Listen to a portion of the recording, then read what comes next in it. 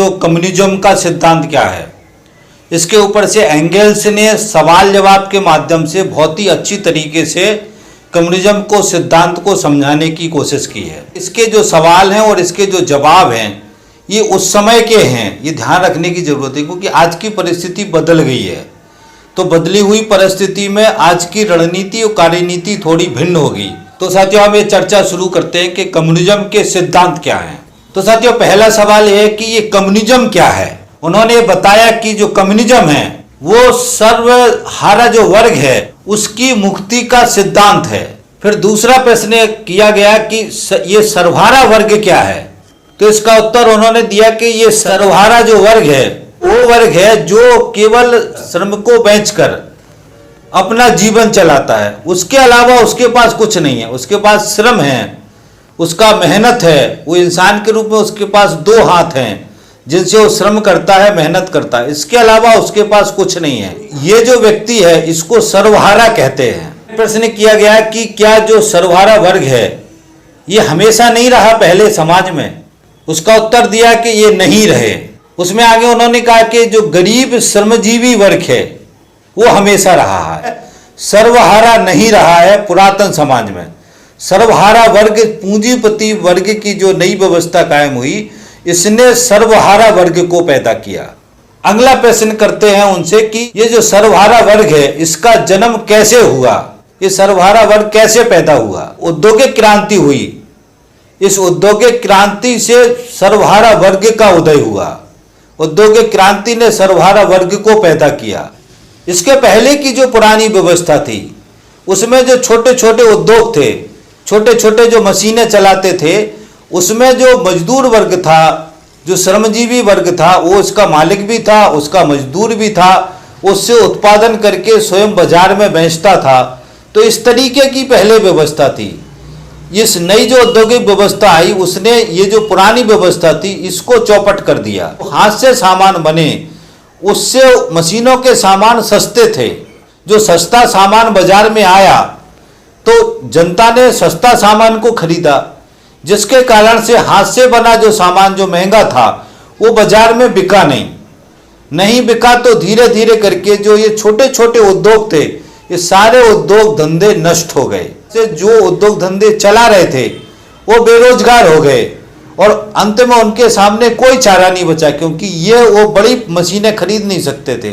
बड़ी मशीनें खरीदने का इनके पास धन नहीं था, पैसा नहीं था। ये जाकर के उस कारखाने में उसकी मशीन से उत्पादन करने लगे। इनके पास खाली श्रम बचा। इस प्रकार से ये सर्वहारा वर्ग पैदा हो गया। मतलब ऐसा वर्ग पैदा हो गया जिसके पास कुछ भी नहीं है श्रम के अलावा। यदि उसको श्रम नहीं मिला या काम नहीं मिला तो उस दिन उसके घर में खाना नहीं बनेगा, उस दिन उसके घर में आमदनी नहीं होगी। तो इसको बोलते सर्वहारा वर्ग श्रम के ऊपर ही आश्रित है और उसके पास जीवन चलाने का कोई भी संसाधन नहीं है। अगला सवाल ये किया गया उनसे कि जो सर्वहारा वर्ग है उसकी श्रम की बिक्री पूंजीपतियों के हाथ से कब होती है। उन्होंने पूरी तरीके से पूरे कॉन्सेप्ट को समझाया और समझाने के बाद ये कहा कि जो पूंजीपति वर्ग है उस श्रम को भी एक माल की तरह मानता है और उसी तरीके से उसका दाम भी निर्धारित करता है। अब उन्होंने श्रम की जो कीमत है उसके बारे में समझाया कि किसी भी माल की जो कीमत है वो उसमें जो माल में जो लागत लगती है उसके बराबर होती है। ये जो है प्रमुख सिद्धांत है। किसी भी माल की कीमत, किसी भी वस्तु की कीमत उसमें लगी मेहनत उसके बराबर होती है। जितना समय और पैसा लगेगा उस वस्तु की उतनी कीमत होगी। यह प्रमुख सिद्धांत है। कीमत का मूल्य की जो थ्योरी है उसका सिद्धांत है। उसी तरीके से जो श्रम की कीमत है, श्रम की कीमत जो उसके मनुष्य है, जो सर्वहारा वर्ग है, मजदूर है, उसको जीवन जीने में कितना पैसा लगता है उसके आधार पर उसकी श्रम की कीमत होती है। जैसे जो न्यूनतम वेतन बनता है, न्यूनतम वेतन में मजदूर के जिंदा रहने के जो संसाधन हैं उसका कैलकुलेशन करके न्यूनतम वेतन बनाया जाता है। तो इसका अर्थ क्या है कि मनुष्य को जीवन जीने के जो संसाधन लगते हैं उसी के आधार पर उसका मूल्य तय होता है, उसके श्रम की कीमत तय होती है। ये बहुत ही प्रमुख थ्योरी है जिसको ध्यान रखना साथियों। और आगे बताते जो ये न्यूनतम वेतन तय होता है इसको कौन तय करता है? इसको सरकार तय करती है, इसको राज सत्ता तय करती है।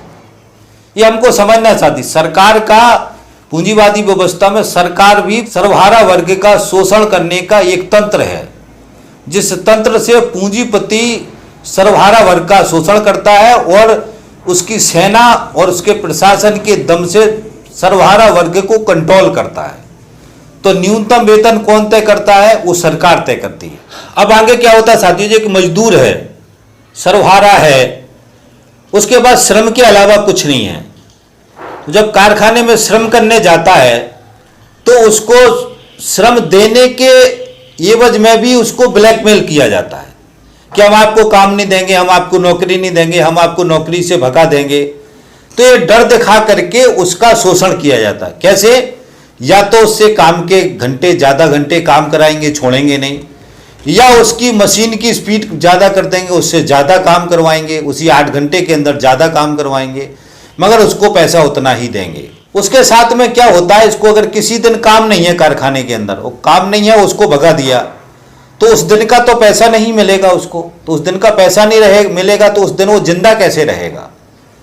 तो इस तरीके से जो शोषण का तरीका है, शोषण का जो पहिया है वो बढ़ता है और पूंजीपति अपने मुनाफे के लिए तरह तरह के षड्यंत्र, तरह तरह के शोषण के तरीके निकालता है, जिसके कारण से सर्वहारा वर्ग की दुर्दशा और ज़्यादा बढ़ती है, क्योंकि वो कारखाने के श्रम से जो मिलने वाली मजदूरी है उसी पे वो निर्भर है, उसका जीवन, उसका परिवार, उसके बच्चे, सब कुछ उसी पे निर्भर है। इस कारण से सर्वहारा वर्ग का दयनीय दुर्दशा होती है और उसको पूंजीपति विभिन्न तरीके से उसके श्रम को लूटते हैं और उसको लूटते हैं, उसका शोषण करते हैं। तो जो छठवां प्रश्न है साथी वो ये था कि औद्योगिक क्रांति के पहले किस तरीके का श्रमजीवी वर्ग विद्यमान था, मौजूद था? ये छठवां प्रश्न है। सातवां प्रश्न ये था जो सर्वहारा है वह दास से, जो दास प्रथा थी उस दास से किस मायने में भिन्न है, किस तरह से भिन्न है? ये सातवां प्रश्न है। आठवां प्रश्न था कि सर्वहारा और भूदास, सर्वहारा और भूदास में भूदास किस तरीके से भिन्न है, सर्वहारा से किस तरीके से भिन्न है? और नवा सवाल था कि सर्वहारा से जो दस्तकार थे, सर्वहारा से दस्तकार किस प्रकार से भिन्न है? और 10वां सवाल है कि सर्वहारा से जो मैन्युफैक्चरिंग मजदूर है वो किस तरीके से भिन्न है? साथियों 5 सवाल हैं जिसमें अलग अलग जो वर्ग हैं उससे भिन्नता के बारे में पूछा गया है। तो मैं इसकी पूरी एक थ्योरी है, जिस थ्योरी को मैं इकट्ठा कवर कर देता हूं तो 5 सवालों के जवाब इकट्ठे मिल जाएंगे। तो साथियों पुरानी जो व्यवस्था थी वो गुलामी वाली व्यवस्था थी, जो दास था, गुलाम था, कि गुलाम को जो उसका मालिक था उस मालिक से इस बात की गारंटी थी कि उसके जीने के लिए जो संसाधन है वो मालिक उपलब्ध कराता था। जो सर्वहारा वर्ग है उसकी जो पूंजीपति है जिसका वो काम करता है उसकी कोई परिवार के जीवन जीने की गारंटी नहीं ली हुई है। सर्वहारा वर्ग को काम के बदले में एक छोटा सा न्यूनतम वेतन देता है, मगर गुलामी प्रथा में क्या था कि गुलाम की जो भी समझ है, बीमार हो गया तो इलाज कराना उसकी जिम्मेदारी है, उसको शिक्षित करना है काम करने के लिए तो वो भी उसकी जिम्मेदारी थी। मगर इस जो सर्वहारा वर्ग है उसमें पूंजीपति वर्ग की कोई जिम्मेदारी नहीं है, सिर्फ एक उसको न्यूनतम वेतन, एक छोटा सा वेतन के रूप में एक पैसा देना। तो ये फर्क है। सर्वहारा को गारंटी शुदा जीवन निर्वाह की व्यवस्था नहीं होती। मालिक एक गारंटी नहीं लेता है कि तुम मेरे यहाँ काम कर रहे हो तो मैं तुम्हारी जिंदगी की, बीवी बच्चों के पालने की, पढ़ाने लिखाने की, सब चीज की तुम्हारी गारंटी लेता हूं। पूंजीपति कोई गारंटी नहीं लेता, सिर्फ एक वेतन देता है। मगर बाद में क्या हुआ कि श्रमिकों ने आंदोलन करके लड़के स्थायी मजदूर की व्यवस्था बनाई थी, परमानेंट नौकरी की व्यवस्था बनाई थी। आपके जीवन निर्वाह की व्यवस्था हम पूरे जीवन कर रहे हैं, इसलिए आपको हमने नौकरी में परमानेंट किया है और आपको एक निश्चित वेतन हम दे रहे हैं। आपको हम वैसे भगाएंगे नहीं, हमारे यहाँ काम 1-2 दिन नहीं भी होगा तो भी हम उसका आपको वेतन देंगे। तो ये परमानेंट नौकरी जो जीवन का संसाधन है उसकी व्यवस्था की गारंटी के रूप में था ये। अभी नरेंद्र मोदी ने क्या कर दिया कि सारे श्रम कानूनों को हटा करके उसके अंदर जो परमानेंट नौकरी का कॉन्सेप्ट था उसको खत्म कर दिया, फिक्स टर्म ला दिया और भी बहुत सारी चीजें ला दी। पूंजीपति वर्ग था उसको यह अधिकार मिल गया कि आपके जो जीवन निर्वाह की जो गारंटी है उससे मुक्त हो गया हो। तो आप से जो सर्वहारा वर्ग की जो पुरानी स्थिति थी, उस पुरानी स्थिति में नरेंद्र मोदी की सरकार ने, बीजेपी ने सर्वहारा वर्ग को, जो मजदूर था, उसको पीछे फेंक दिया है। तो इस कॉन्सेप्ट को समझना है और जो अब ये परमानेंट नौकरी का अधिकार खत्म किया है, इसको इससे जोड़ के समझना है। ये अंतर था गुलाम में और सर्वहारा वर्ग के जो मजदूर है उसमें। दूसरा बात यह साथियों, जो दास जो था ना, होड़ से बाहर था। होड़ का मतलब वो संपत्ति जोड़ना है, उसको संसाधन जोड़ना, इससे, क्योंकि वो तो गुलाम है, दास है, तो जो भी होगा वो मालिक का, उसका तो कुछ है नहीं। तो जो होड़ थी, इससे दास बाहर था। यह सर्वहारा है, वो जो होड़ मची हुई थी ये उसमें शामिल था। ये होड़ वाला थ्योरी भी ध्यान रखना है, क्योंकि बहुत जगह आएगा। तो आगे जो दास था वो एक वस्तु के रूप में था, मगर जो सर्वहारा है वो समाज के एक हिस्से के रूप में है। ये फर्क है दास में और सर्वहारा में। दूसरा ऑप्शन है कि जो सर्वहारा है वो दास से बेहतर जीवन बिता सकता है, ये ऑप्शन था उसके सामने। इसलिए दास की मुक्ति कब हुई? जब उसको दासत्व को मुक्त किया, मतलब दासों की जो व्यवस्था को खत्म किया, दासों से उसको मुक्त किया, उसके बाद वो आजाद हुआ। इसी प्रकार जो सर्वहारा वर्ग है वो तब मुक्त होगा जब ये जो उद्योग का, पूंजीपति का व्यवस्था है, जब ये नष्ट होगी, इसको खत्म किया जाएगा, तब जाकर के ये सर्वहारा जो है मुक्त होगा। अब साथियों हम भूदास के बारे में समझ लेते हैं कि सर्वहारा और भूदास का में जो है क्या अंतर है। जो भूदास था उसके पास एक जमीन का टुकड़ा था और उसके पास उस जमीन पे जो उत्पादन करना उसके औजार थे, चाहे बैल समझ लें, हल समझ लें, खेत में चलाने, फसल पैदा करने के जो भी संसाधन थे वो उसके साथ में थे। और उस जमीन का जो टुकड़ा था उसके बदले में उपज का एक हिस्सा वो अपने मालिक को देता था या सामंत को देता था। कौन देता था? भूदास देता था। अब सर्वहारा की स्थिति क्या है कि सर्वहारा जिन औजारों से काम करता, उसके पास जमीन वमीन तो कुछ है नहीं है, मगर जिन औजारों से काम करता, जिस मशीन से काम करता, वो भी किसी दूसरे की है, पूंजीपति की है। उस पे काम करने से उसको कुछ मजदूरी मिलती है, वेतन मिलता है, जिससे वह जिंदा रहता है।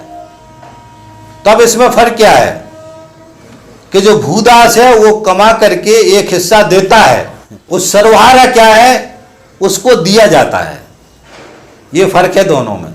जो भूदास में क्या था कि उसके जीवन निर्वाह की गारंटी होती है, क्योंकि जो फसल पैदा होती है उसमें अगर उसका जीवन निर्वाह लायक ही फसल पैदा होती है तो उसको नहीं देता था मालिक को। ये उस समय की व्यवस्था में थी। जो फसल पैदा होगी उसमें उसके जिंदा रहने के लिए पहले जो संसाधन है उसकी गारंटी थी, वो लेगा, उसमें से निकालेगा। तो भूदास को जो जीवन निर्वाह का जो संसाधन है उसकी गारंटी थी, और सर्वहारा को जीवन निर्वाह के संसाधनों की गारंटी नहीं थी, जो हम पिछले उसमें कॉन्सेप्ट आपको समझा चुके हैं। फिर यहाँ पे भूदास जो है होड़ से बाहर था और सर्वहारा होड़ में शामिल था। भूदास ने क्या किया, बाद में शहर में जाकर के दस्तकार बना। दस्तकार बनने के बाद से अपने आप को स्वतंत्र कर लिया। वो सर्वहारा कैसे स्वतंत्र होगा? जब निजी स्वामित्व है वो खत्म होगा, तब जो है सर्वहारा मुक्त होगा। तो ये फर्क है सर्वहारा में और भूदास में। अगला साथियों, सर्वहारा और दस्तकार, इसमें क्या भिन्नता है? दस्तकारों का जो समय था साथियों 16वीं से 18वीं शताब्दी के बीच में था, और दस्तकारों के पास जो है खुद के संसाधन थे, हथकरघा थे, घरेलू चरखा थे, और जमीन के टुकड़े के भी ये स्वामी होते थे। इनके खुद के संसाधन थे, जिन औजारों से ये उत्पादन करते थे। तो ये दस्तकार जो है इनकी ये परिस्थिति थी। और सर्वहारा के पास तो कुछ है ही नहीं है, सिर्फ 2 हाथ हैं और शरीर है। तो ये फर्क था दस्तकार में और सर्वहारा में। अब सर्वहारा और मैन्युफैक्चर मजदूर, इसमें क्या फर्क है? तो मैन्युफैक्चर मजदूर जो था वो पहले गांव में रहते थे। गांव के जो किसान के जो बच्चे वही कारखानों में मैन्युफैक्चरिंग का काम करने आए थे। तो शुरुआत में जो मैन्युफैक्चर मजदूर आए थे उनके पास गांव में भी संसाधन थे, छोटा जमीन का टुकड़ा था जिसमें अपना जीवन चलाते थे। उसके बाद से वो शहरों में आए, तो उनका जीवन जो पहले था और शहरों में आकर के वो सर्वहारा बन गए। तो उनका जो पहले का जीवन था और सर्वहारा का जीवन हुआ, उसमें ये फर्क हुआ कि उनके पास जो भी था वो भी छिन गया और वो सर्वहारा बन गया। इस तरीके से साथी हमको ये जो विभिन्न स्वरूप हैं, इनकी जो थ्योरी है, इससे वो सर्वहारा वर्ग का जो फर्क है उसको समझने की साथियों जरूरत है। तो इस तरीके से साथियों हमको समझना है कि जितने भी पिछले समाज हैं, उन समाजों के अंदर जो मेहनतकश वर्ग था उसका जो स्थिति था और जो पूंजीवादी व्यवस्था में जो सर्वहारा वर्ग पैदा हुआ उसकी बीच की स्थिति में क्या फर्क है, वो इस तीनों चारों थ्योरी से हमने बहुत ही अच्छी तरीके से समझाया और हमें उम्मीद है कि आप इस फर्क को समझ गए होंगे। अगला प्रश्न यह है साथियों कि जो औद्योगिक क्रांति होने के बाद जो समाज दो हिस्सों में बट गया, पूंजीपति वर्ग और सर्वहारा वर्ग में, इससे समाज के अंदर तुरंत क्या अंतर आया या क्या बदलाव हुआ, ये सवाल है। इसका साथियों पहला कारण तो ये रहा कि जो सर्वहारा वर्ग है उसके पास था वो सारा छिन गया, श्रम ही उसके पास बचा और कुछ नहीं था। तो श्रम से पूंजीपति वर्ग सर्वहारा वर्ग का शोषण करता था और शोषण तरह तरह से शोषण करता था, जो अब मैं आपको पीछे बता चुका हूं। तो एक अंतर तो ये आया। दूसरा अंतर साथियों समाज के अंदर आया कि मशीनों से जो वस्तु बनी वो वस्तुएं सस्ती थी, तो सस्ती होने के कारण से बाकी लोगों ने उसको खरीदा। उसके कारण से जो पुराना उद्योग था, हथकरघा बाकी चीजें थी जिसमें दस्तकार थे, वो पुराना उद्योग बंद हो गया, चौपट हो गया, खत्म हो गया। तो उसके बाद से और बड़ी संख्या में सर्वहारा पैदा हो गए। तो जो बेरोजगारों की संख्या पहले कम थी वो संख्या और ज्यादा बढ़ गई। दूसरा बदलाव ये हुआ। और साथियों तीसरा कारण हुआ कि मशीनीकरण जो बढ़ा उससे उत्पादन बढ़ा। तो उत्पादन बढ़ने के बाद एक समय के बाद ऐसी स्थिति आ गई, क्योंकि पूंजीपति जो है मुनाफे के लिए उत्पादन करता है, समाज के लिए, समाज के विकास के लिए नहीं करता। जिस चीज में उसको मुनाफा होगा उस चीज को पैदा करेगा। तो एक समय ऐसा आ जाता है कि अधिक उत्पादन हो जाता है, ज्यादा से ज्यादा हर कोई उत्पादन करता है, तो बाजार में जो जितना जरूरत है उससे ज्यादा सामान पैदा हो जाता है। तो उससे क्या होता है कि एक आर्थिक मंदी आ जाती है। आर्थिक मंदी आते ही जो ये सर्वहारा वर्ग है सबसे बड़ी चोट इसको लगती है, क्योंकि इसके पास कुछ नहीं है। और मंदी आने से उद्योग धंधे भी बर्बाद होते हैं, पूंजीपति भी दिवालिया होते हैं, उनका उत्पादन ठप होता है, प्रोडक्शन बंद होता है। तो इसके कारण से उद्योग भी बर्बाद होते हैं और सर्वहारा वर्ग ही बर्बाद हो। सर्वहारा वर्ग के ऊपर सबसे ज्यादा परेशानी आती है। तो जब भी ये आर्थिक संकट आता है तो सबसे बड़ी चोट किसको होती है? सर्वहारा के ऊपर होती है। और उससे असमानता बढ़ती है। असमानता बढ़ने के बाद से समाज के अंदर एक अराजकता बढ़ती है और इसी अराजकता के बीच में यह क्रांतिकारी बदलाव की उम्मीद होती है। इसलिए हमको ये समझना है कि जब ये औद्योगिकीकरण शुरू हुआ तो एंगल्स की, मार्क्स की भी ये समझ थी कि जैसे ही औद्योगिकीकरण का विकास बहुत तेज होगा और पहले दफा में जब अधिक उत्पादन होगा और एकदम से बेरोजगारी पैदा होगी, तो वो वक्त होगा जिस वक्त में क्रांति होगी। और क्रांति होने के बाद से समाज परिवर्तन होगा। तो उसमें उनका समझ ये था कि जिस पूंजीवादी देश में जितना तेजी से विकास हो रहा है उतनी जल्दी वहां क्रांति होगी। तो ये बातें समझना है। मगर कि हुआ क्या साथियों कि कुछ देशों जैसे चीन में क्रांति हो गई थी, रूस में क्रांति हो गई थी, बाकी सभी देशों में नहीं हुआ। अमेरिका में नहीं हुआ, जर्मनी में नहीं हुआ, वहां तो तानाशाही आ गया था। तो ये समझना है। मगर ये समझ यही है कि जब ये अराजकता होती है तब इस तरीके की परिस्थितियां बनती हैं। दूसरा चीज ये कि ये अराजकता का जो माहौल है इसका भी एक क्रम है, ये भी ध्यान रखना है। इसका क्रम यह है कि ये जैसे अधिक उत्पादन हुआ, उद्योग धंधे बर्बाद हुए, मंदी आई, फिर जो सामान जो अधिक उत्पादन हो जाता है वो धीरे धीरे समाज में उसकी खपत हो जाती है।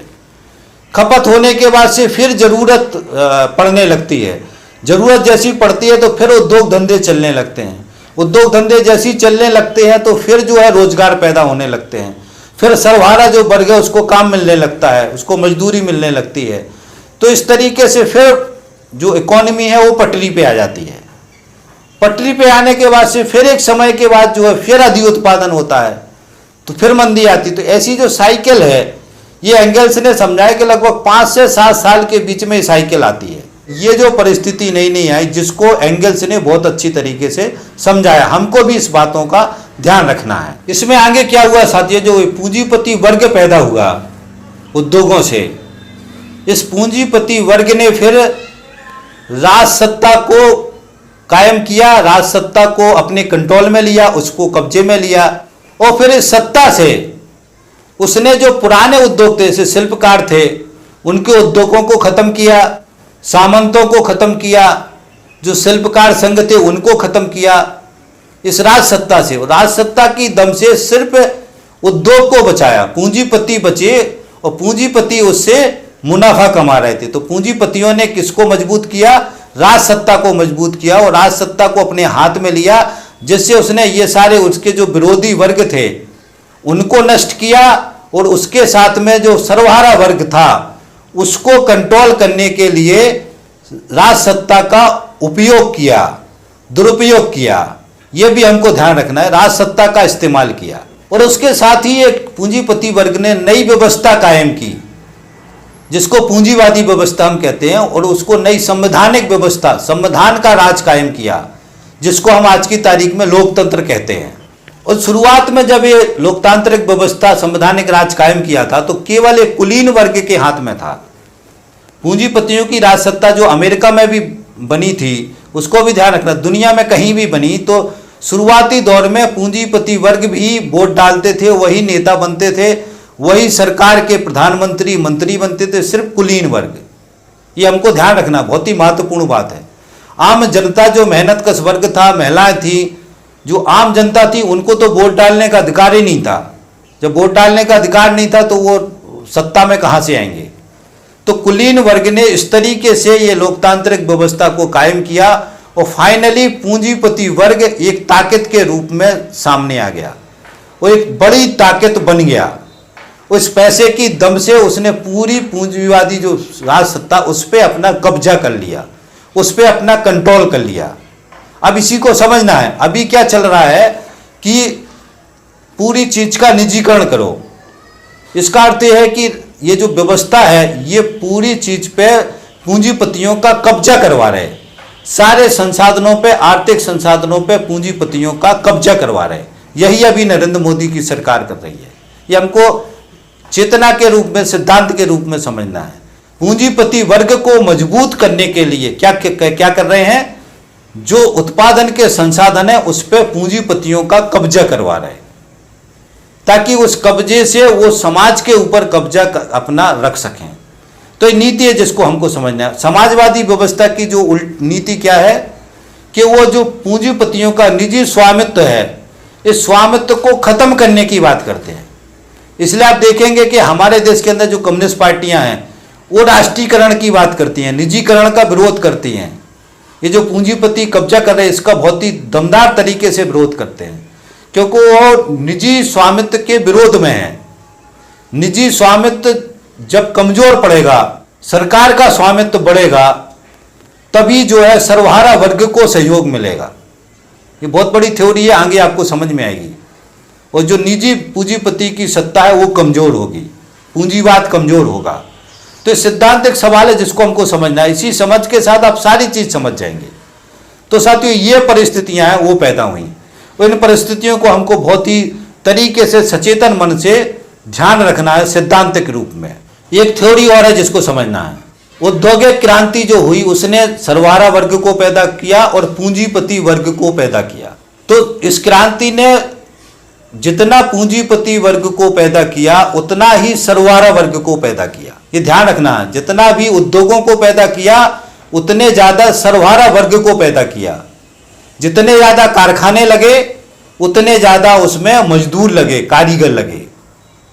तो इस औद्योगिक क्रांति ने जितने ज्यादा उद्योग पैदा किए, उतने ज्यादा सर्वहारा वर्ग पैदा किया, उतने ज्यादा मजदूर पैदा किए। और ये सिद्धांत है जो आज भी पूंजीवादी के अर्थशास्त्री समझाते हैं, जितनी पूंजी बढ़ेगी उतने ज्यादा रोजगार पैदा होंगे। आज भी समझा, इसलिए विदेशी पूंजी लेके आओ, ये कॉन्सेप्ट जो आता है, जितनी ज्यादा पूंजी होगी उतने ज्यादा रोजगार होंगे। जैसे ही पूंजी संकट में आएगी तो ये रोजगार संकट में आ जाएंगे। ये दोनों कनेक्ट हैं, इसको हमको ध्यान रखना है। ये पूंजीवादी व्यवस्था का एक अभिन्न थ्योरी है जिसको हमको ध्यान रखना है। और जैसे ही उद्योग धंधे चौपट होते हैं मंदी में, तो सबसे ज़्यादा चौपट कौन होता है? वो सर्वहारा वर्ग होता है, वो मजदूर होता है। दूसरा क्या किया इसमें कि जो इस पूंजी ने, इन उद्योगों ने जो सर्वहारा वर्ग है उसको शहरों के पास ले आए। उद्योग कहाँ लगते थे?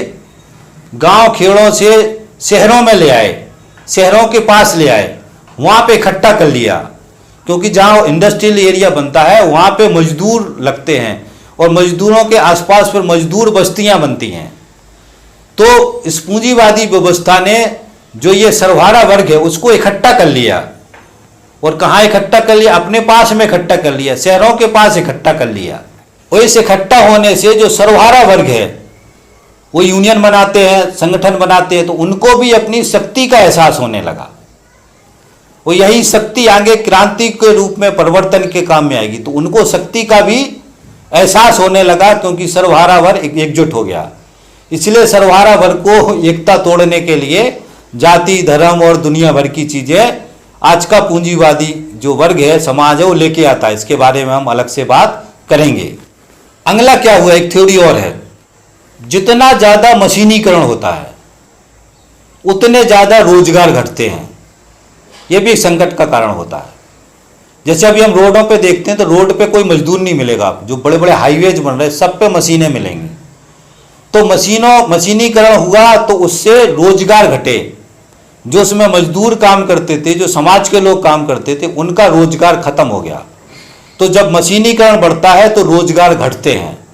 इसी तरीके से कारखानों के अंदर भी जब नई नई टेक्नोलॉजी की मशीनें आती हैं तो मैन पावर घटता है, रोजगार घटता है। इससे क्या होता है? बेरोजगारी बढ़ती है। और बेरोजगारी बढ़ती है तो फिर श्रम सस्ता होता है, श्रम की कीमत कम होती है। क्योंकि एक श्रमिक है जो 500 रुपये में काम कर रहा, दूसरा खड़ा है कि साहब मेरे घर में रोटी नहीं है, मैं 400 में करने को तैयार हूँ। तो तीसरा बोलेगा मैं तो 300 में कर दूंगा क्योंकि मेरे बच्चे घर पे भूखे बैठे हो गए हैं। तो इस तरीके से शोषण बढ़ता है, बेरोजगारी बढ़ती है तो शोषण बढ़ता है। इसलिए हमको समझना है कि जो बेरोजगारी अभी नरेंद्र मोदी की सरकार ने बढ़ाई है, ये बेरोजगारी बढ़ाई इसलिए जानबूझ के बढ़ाई है ताकि श्रम सस्ता हो जाए। इसलिए अभी आज की तारीख में श्रम बहुत सारा सस्ता हो गया और परमानेंट नौकरी का अधिकार खत्म कर दिया। तो ये गुलामी आ गई, श्रम सस्ता हो गया और गुलामी आ गई। इससे जो सर्वहारा वर्ग का शोषण ज्यादा से ज्यादा पूंजीपति वर्ग कर पाएगा, ये नीति है जिसको समझना है। तो इससे क्या हुआ? बेरोजगारी बढ़ी तो इससे शोषण बढ़ा तो अराजकता बढ़ी, सर्वहारा वर्ग की अराजकता बढ़ी और उसको अपना जो जीवन का जो संसाधन है वो जुटाना मुश्किल हो गया। जो सुख सुविधाओं के संसाधन है वो जुटाने मुश्किल हो गए, जिसके कारण से सर्वहारा वर्ग के अंदर, मेहनतकश वर्ग के अंदर असंतोष बढ़ा, गुस्सा बढ़ा। यही असंतोष और गुस्सा और सर्वहारा वर्ग की एकता, ये सभी तत्व मिलकर के जो है, जो औद्योगिक क्रांति है या जो पूंजीवादी व्यवस्था में जो क्रांति करके समाजवादी व्यवस्था कायम करने का जो बीज है वो यहीं से उगता है। जो ये पूंजीपतियों का निजी स्वामित्व है, इस निजी स्वामित्व को खत्म करके सामूहिक स्वामित्व की जो समाजवादी व्यवस्था है उसको कायम करना पड़ेगा, उसके लिए क्रांति करना पड़ेगी। तो ये जो परिस्थितियां इस क्रांति को करने के लिए अनुकूल समय देती हैं, अनुकूल माहौल देती हैं। इस परिस्थिति में यदि सर्वहारा वर्ग की ये समझ में आ जाए कि क्रांति करके उसकी मुक्ति हो सकती है, तो वो क्रांति करने को तैयार हो जाएगा और क्रांति की परिस्थिति में क्रांति को कर देगा, जैसा चीन में किया और जैसा रूस में किया। तो एक परिस्थिति है जो ये परिस्थिति इस कारण से बनती है, इसको भी हमको ध्यान रखना है। और इसलिए हमको इस बात पे जोर देना है कि जो ये सर्वहारा वर्ग है उसके अंदर सर्वहारा वर्ग की वर्गीय चेतना है और वर्गीय चेतना आने के बाद में सर्वहारा वर्ग को एकजुट किया जा सके। पीड़ित वर्ग है, शोषित वर्ग है, वो एकजुट करके उसको इस क्रांति का रास्ता दिखाने का जरूरत है। वो इस रास्ते की तरफ चलना बढ़ना शुरू कर देगा।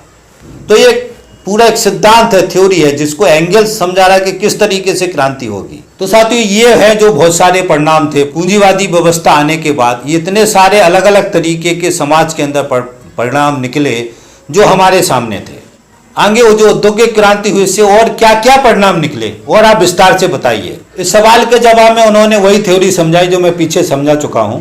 अगला सवाल ये था साथियों कि जो ये संकट आ रहे थे बार बार, इन संकटों से और क्या क्या चीजें पैदा हुई ऐसे, तो इसमें उन्होंने समझा कि जो संकट जो ये आए इसमें एक तथ्य जिसको समझना, जो मैं होड़ के बारे में बोला कि एक मुक्त होड़ पैदा कर दी सर्वहारा वर्ग के अंदर, पूंजीपति वर्ग के अंदर। पूंजीपति वर्ग के अंदर ये होड़ लग गई कि मैं एक कारखाना दूसरा कारखाना, इतना पैसा और ज्यादा पैसा, एक फैक्ट्री 10 फैक्ट्री, ये कमाने की होड़ मची हुई थी पूंजीपति वर्ग की तरफ। और जो सर्वहारा वर्ग था उसके सामने संसाधनों की होड़ थी, वो ये करना चाह रहा था, ये खरीदना चाह रहा था, वो लेना चाह रहा था, तो संसाधनों की होड़। तो ये जो है इस पूरी जो अराजकता थी इसने होड़ पैदा कर दी और इस होड़ से भी अराजकता पैदा हुई।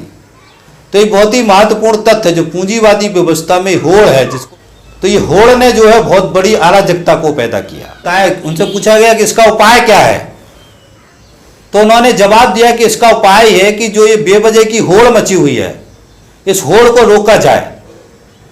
बेवजह का जो उत्पादन करे जा रहे हैं, कुछ भी पैदा करे जा रहे हैं, इनको रोका जाए।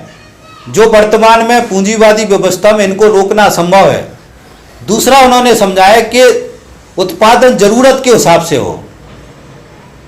जो समाजवादी व्यवस्था उसका जो मुख्य सिद्धांत है कि जो उत्पादन हो वो समाज की जरूरत के आधार पे हो। तो समाज को जो जिस चीज की जरूरत है उसका उत्पादन हो।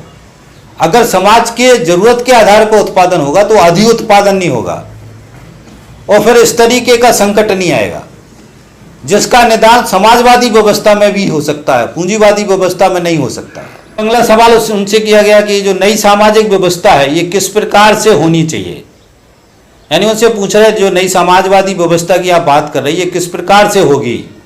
उसमें उन्होंने कहा कि सामाजिक व्यवस्था जो होगी उसमें जो होड़ वाले जो है, जो होड़ मची हुई है, इस होड़ को रोका जाएगा और जो होड़ मचाने वाले उद्योग हैं उन पर सरकारी नियंत्रण किया जाएगा, सरकार के कब्जे में लिया जाएंगे। उसका अगला कदम ये होगा कि जो सामाजिक जरूरतें हैं उसके आधार पर एक सुनियोजित व्यवस्था बना करके जरूरत के आधार पर उत्पादन के संसाधनों को बनाया जाएगा या जरूरत के आधार पर उत्पादन किया जाएगा। इस तरीके की व्यवस्था को कायम किया जाएगा जिससे होड़ खत्म हो जाएगी और जो अराजकता है ये अराजकता खत्म हो जाएगी। और आगे चल करके इस निजी स्वामित्व को खत्म करना होगा और जो सामूहिक जो स्वामित्व है उसको कायम करना होगा। कम्युनिस्ट आंदोलन, कम्युनिस्ट पार्टी या कम्युनिस्ट जो आइडियोलॉजी है उसकी प्रमुख मांग है कि जो निजी स्वामित्व है उसको खत्म करना, सामूहिक स्वामित्व, समाज का स्वामित्व कायम करना, ये प्रमुख सिद्धांत है, प्रमुख थ्योरी है कि निजी स्वामित्व को खत्म करना और सामूहिक स्वामित्व पैदा करना। ये बेसिक थ्योरी है कम्युनिज्म की, इसको हमको ध्यान रखना है। आगे वो समझाते हैं कि प्रत्येक सामाजिक व्यवस्था में जो परिवर्तन होता है वो क्रांति से होता है और क्रांति तब होती है जब जो स्वामित्व के जो पुराने संबंध हैं वो नए संबंधों से मेल नहीं खाते, तभी अराजकता होती है, अधिक उत्पादन होता है, उसके बाद से क्रांति होती है। आगे उनसे पूछा गया कि जो निजी स्वामित्व हटाने की बात कर रहे हैं क्या ये शांतिपूर्वक तरीके से नहीं हटाया जा सकता, इसमें क्रांति करने की क्या जरूरत है। उन्होंने कहा कि हम यही चाहते हैं कि किसी भी तरीके का झगड़ा ना हो, विवाद ना हो और व्यवस्था परिवर्तन हो जाए, मगर ऐसा होता नहीं है। क्रांतियां कभी भी मनमानी तरीके से नहीं होती हैं। क्रांतियों को समाज की व्यवस्था और समाज गढ़ता है, परिस्थितियां बनती हैं, उन परिस्थितियों के आधार पर फिर क्रांति होती। क्रांति कोई करना नहीं चाहता मगर व्यवस्था परिवर्तन के लिए क्रांति करनी होती है, इसीलिए क्रांति होती है। और जो भी सभ्य समाज है जिसको हम पूंजीपति जो पूंजीवादी जो व्यवस्था है इसको हम सभ्य समाज कह रहे हैं, सभ्य समाज में हमेशा सर्वहारा वर्ग को कुचला जाता है, हमेशा उसको दबाया जाता है, उसका शोषण किया जाता है, उस पर अत्याचार किए जाते हैं। और यही उत्पीड़क जो है सर्वहारा वर्ग की जो क्रांति है, यही सर्वहारा वर्ग क्रांति के लिए उत्प्रेरित होते हैं और फिर सर्वहारा वर्ग जो है क्रांति करता है। आगे उनसे पूछा जा रहा है कि जो निजी स्वामित्व है क्या उसको एक ही झटके में खत्म कर देंगे, एक ही झटके में खत्म कर देना चाहिए।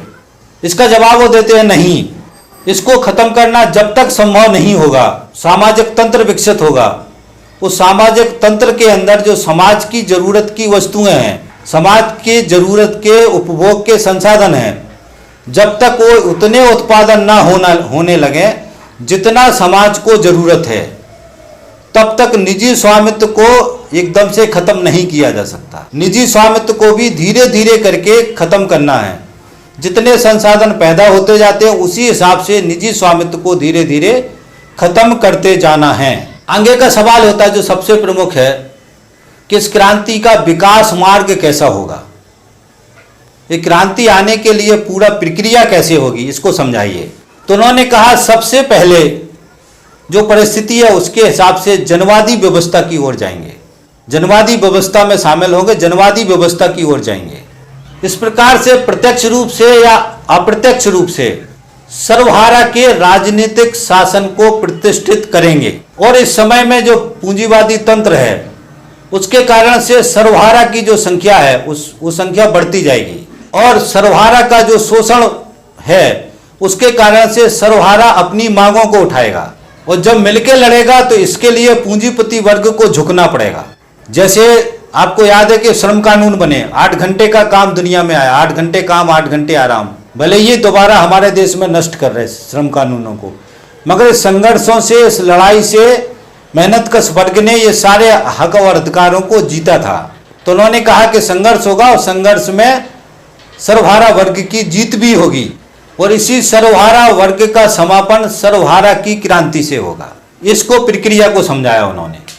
मगर जो जनवाद होगा, जिस जनवाद में हम अंदर घुसेंगे, जो राजनीतिक शासन को प्रतिष्ठित करेंगे, उसके माध्यम से क्या क्या करना होगा। इसमें सबसे पहले जो सरकार के गरीबों पर कर हैं उनको व्यवस्थित करना है कि गरीबों से कर कम किए जाएं और पूंजीपतियों पे कर लगाए जाएं।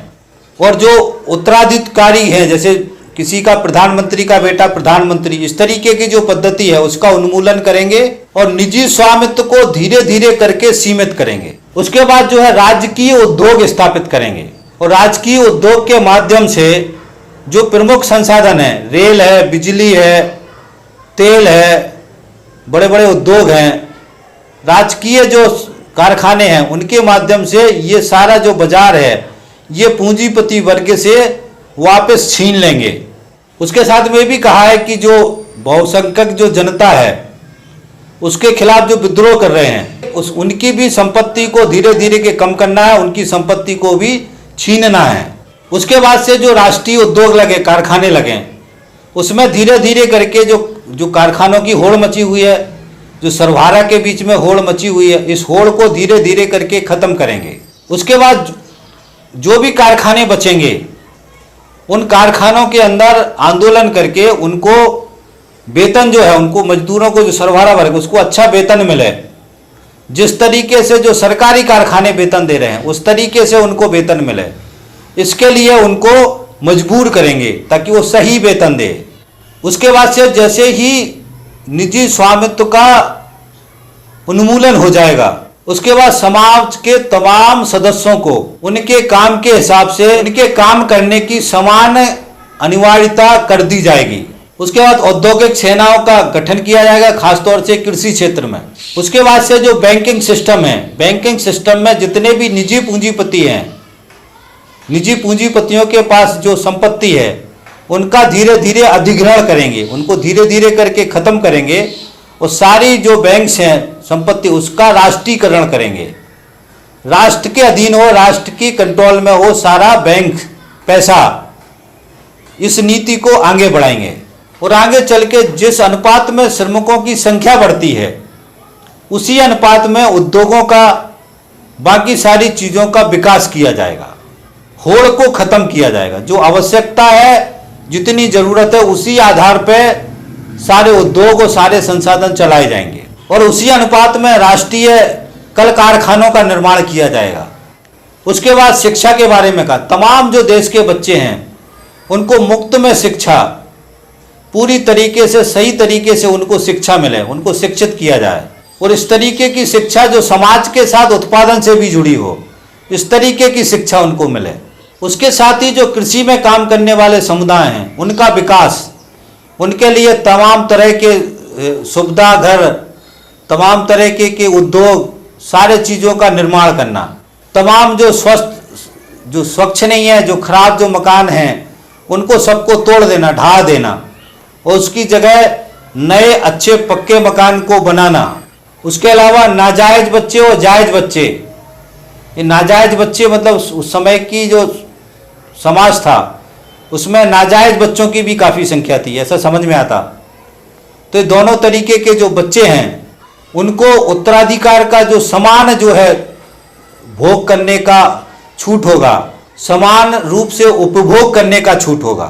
परिवहन के जितने भी साधन है, तमाम जो है जो केंद्रीय सरकार है उनका केंद्रीकरण करके उनके केंद्रीय हाथ में होंगे। और ये सारी कार्रवाइयाँ जो है एकदम से नहीं होंगी, ये सारी कार्रवाइयाँ सिस्टमेटिक तरीके से धीरे धीरे करके होंगी, मगर दिशा यही होगी। तो साथियों, हम इस पूरी अगर इसको थ्योरी को समझते हैं तो पूंजीवादी व्यवस्था का एक स्वरूप है जो इस समाजवादी व्यवस्था से बिल्कुल उल्टा है। पूंजीवादी व्यवस्था निजी पूंजीपतियों का निजी स्वामित्व को कायम कराना चाहती है और जो भी उत्पादन के संसाधन है उन पे पूंजीपतियों का कब्जा कराना चाहती है। समाजवादी व्यवस्था पूरी तरीके से निजी स्वामित्व को खत्म करना चाहती है और उनको सरकारी जो स्वामित्व है, समाज का जो स्वामित्व है, वो कायम करना चाहती है। तो इस जो विचारधारा की जो संघर्ष है, इसमें दो बिल्कुल विरोधी समझ हैं, दो विरोधी तरीके की विचारधाराएं हैं जो हमको समझना है। वो इसी विचारधारा से सारी नीति पैदा होती है। जैसे आज नरेंद्र मोदी की सरकार निजीकरण कर रही, सब कुछ बेच रही, उनका वो नीति है कि उनको पूंजीवादी व्यवस्था पे, पूंजीवादी इस पूरी व्यवस्था पे पूंजीपतियों का कब्जा कराना है। यही यदि समाजवादी व्यवस्था कायम होगी तो ये निजीकरण बंद होगा, पूंजीपतियों को निजी संसाधनों से हटाया जाएगा, जो बड़े बड़े सार्वजनिक क्षेत्र के जो कंपनियां उनको सरकार के अंडर किया जाएगा, निजीकरण को बिल्कुल नहीं किया जाएगा। तो ये दोनों अलग अलग तरीके की नीति हैं। तो अगर ये इस नीति की सरकार आएगी तो ये नीतियां चलेंगी। इसलिए हमें कहते हैं कि भाजपा को कांग्रेस, कांग्रेस को भाजपा करने से परिवर्तन नहीं होगा हमारे देश के अंदर, क्योंकि कांग्रेस भी पूंजीवादी सरकार है, बीजेपी भी पूंजीवादी सरकार है, बहुत सारी पूंजीवादी पार्टियां, छोटी छोटी भी। पूंजीवादी सरकार पार्टियों की जगह समाजवादी व्यवस्था की जो सोच की सरकारें हैं या पार्टियां हैं, उनकी सरकार आएगी तब बदलाव होगा। जैसे भाजपा कांग्रेस को खत्म करके कम्युनिस्टों की सरकार आए, सीपीएम है, सीपीआई है, लेफ्ट पार्टियों की सरकार आएगी, तब जो है परिवर्तन होगा, तब तक परिवर्तन नहीं होगा। ये वैचारिक रूप से हमको समझने की जरूरत है। उसके आगे उनसे पूछा गया कि जो क्रांति होगी है किसी अकेले देश में, एक देश में क्रांति नहीं हो सकती। तो उन्होंने इसका उत्तर दिया नहीं, क्योंकि पूंजीवादी व्यवस्था का एक स्वरूप है और वो स्वरूप पूरी दुनिया के अंदर है, हर देश में है। उस समय की परिस्थिति में उन्होंने बताया कि जैसे इंग्लैंड है, अमेरिका है, जर्मनी है, फ्रांस है, ये पूंजीवादी देश है जिसमें एक ही तरीके की पद्धति है, एक ही तरीके की आर्थिक परिस्थिति है। तो क्रांति एक जगह नहीं होगी, सब जगह होगी क्रांति। जहां औद्योगिक जो अराजकता सबसे पहले होगी वहां सबसे पहले क्रांति होगी। इसलिए क्रांति किसी एक देश का मामला नहीं है, ये विचारधारा का मामला है, तो दुनिया स्तर का मामला है। इसलिए हम आपको समझाते हैं हमेशा कि जो आर्थिक नीतियां हैं, जैसे हमारे देश के अंदर भी आर्थिक नीतियां मनमोहन सिंह और नरेंद्र मोदी ने नहीं बनाई। ये आर्थिक नीतियां पूंजीवादी व्यवस्था की दुनिया से बनी। दुनिया में जो उदारीकरण और निजीकरण की नीति बनी, वो नीति हमारे देश के जो पूंजीवादी पार्टियां हैं, जो उसके जो सरकार हैं, उन्होंने उन नीतियों को लागू किया। इन्होंने कोई नीति नहीं बनाई। नरेंद्र मोदी भी आज की तारीख में कोई नीति नहीं बना रहा। नरेंद्र मोदी वही कर रहा है जो पूंजीवादी देशों ने नीति बनाई, उस नीति को वो लागू कर रहा है यहाँ, बस इतना काम है इनका। ये हमको समझना है विचारधारा के रूप में। इसलिए क्रांति एक जगह नहीं हो सकती है, पूरे देश में होगी। दूसरा साथियों समझना है कि इसलिए जो शीत युद्ध चला, उस शीत युद्ध में समाजवादी विचारधारा और पूंजीवादी विचारधारा का लड़ाई चला पूरी दुनिया में। और अंत में हुआ कि जो परिस्थिति बदली, परिवर्तन बदले, औद्योगिक विकास हुआ, संसाधनों का विकास हुआ। जिस संसाधनों के विकास के उसमें कि अमेरिका एक बड़ी ताकतवर रूप में पूंजीवादी व्यवस्था के रूप में उभरा। उसके बाद से सारे पूंजीवादी देश जो थे उन्होंने मिलकर के समाजवादी व्यवस्था को खत्म करने की मुहिम चलाई थी। जिसमें उन्होंने रूस को घेरा, और रूस को घेरने के बाद से रूस को 1990 में रूस का विखंडन करवा दिया और 1990 में घोषणा कर दी थी कि अब समाजवादी व्यवस्था खत्म हो गई। और उसके बाद से उन्होंने 1990 में नई आर्थिक नीतियां लेके आए और उन्होंने फिर सुनिश्चित किया कि अब हमको सारे देशों के संसाधनों पे पुख्ता कब्जा करना है ताकि किसी भी तरीके की व्यवस्था हमको पलटा ना पाए, खासतौर से समाजवादी व्यवस्था कायम ना हो पाए दोबारा दुनिया के अंदर।